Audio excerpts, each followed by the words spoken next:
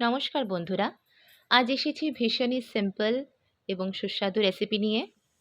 ফার্স্টে কড়াইতে তেল গরম করে ওতে তেজপাতা, পাঁচফোড়ন, দুটো চেরা কাঁচা লঙ্কা দিয়ে কেটে রাখা আলু, কুমড়ো, পুঁই শাকের ডাঁটা দিয়ে দিলাম।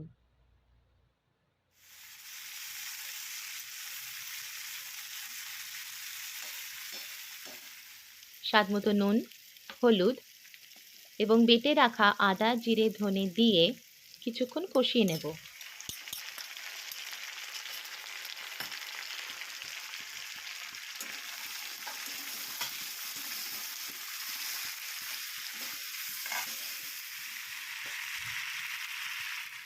কষে আসার পর পুঁই পাতা, একটু চিনি, চেরা দুটো কাঁচা লঙ্কা দিয়ে ভালোভাবে কষিয়ে তাতে পরিমাণ মতো জল দিয়ে দেব।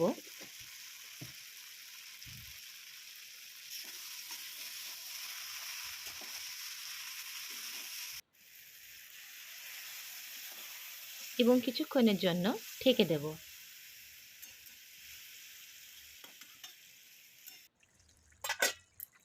তারপর ঢাকনা খুলে সামান্য ভাজা মশলা দিয়ে নামিয়ে নিলেই রেডি পুঁই শাকের তরকারি।